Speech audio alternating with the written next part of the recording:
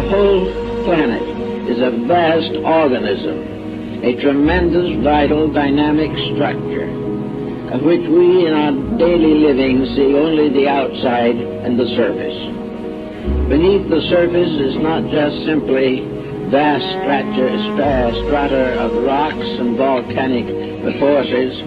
The invisible part of the earth is a tremendous being, or as the ancients put it, the earth is alive. The earth is a living thing. It is not simply as a body or an object. Everything that exists in some way or other is alive. There is no death in space, but constant transformation. So the earth itself was a being, and in the mythology of the ancients they had appropriate deities to symbolize not only the earth but all of the separate parts of the earth's structure. The earth has its own mind, its own emotions, its own vitality. It not only is able to support life, but it is able to direct life.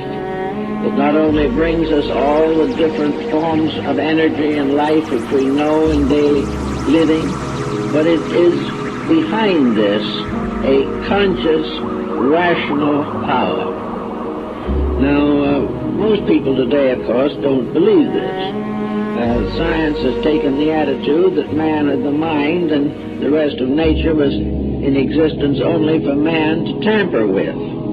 But this is not the way antiquity viewed it. The ancients were convinced that there was a tremendous vital power behind the physical form.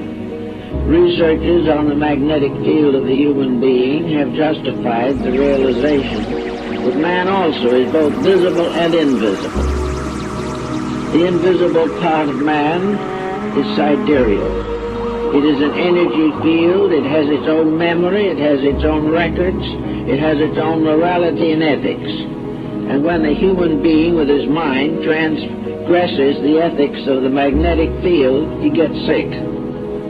Because everything in nature is constantly laboring towards an equilibrium which will keep things as nearly in order as possible. So we look at the earth now as a kind of world with many levels. The Egyptians did the same thing. In the old tombs there are still old diagrams showing the levels of the planet and of the solar system and of all the invisible beings that dwell therein. The Tibetans and Buddhists had the seven heavens, and so did the Christians in the Apocalypse.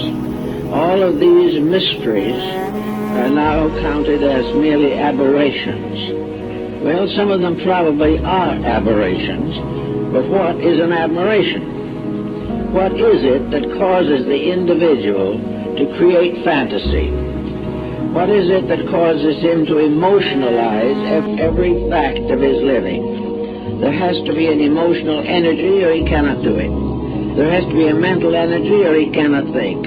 There has to be an vital energy or the body could not be repaired in case of sickness and the growth of the child would be impossible. So everywhere there is life behind the scenes. Now as soon as man began to recognize the possibility of life behind the scenes, he wanted to look at it, to find out about it, to do something with it. He was not content simply to live in a mystery. So he went to work, but unfortunately he was not well equipped for the job. The energies which he was seeking to understand were also in himself, but he had never done anything with them in himself.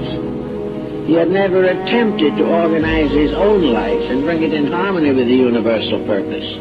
He was determined to take this universal purpose and force it into harmony with his own purposes. So there was a conflict here, and out of this conflict, magic was one of the byproducts. It was one of the experimental structures in which the individual was attempting to understand the energies around him, moving through him, and variously conditioning him.